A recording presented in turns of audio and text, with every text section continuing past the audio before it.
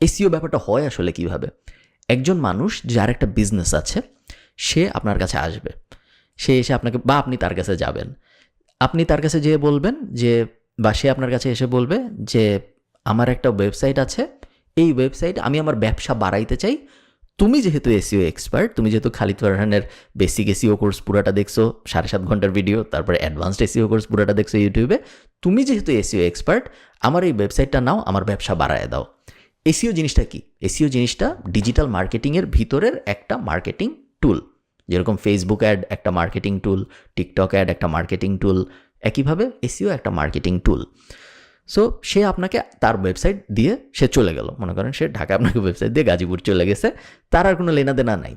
আপনার কাজ হলো ফার্স্টেই বোঝা এসইও এই লোকটার জন্য পারফেক্ট মার্কেটিং ফিট নাকি না।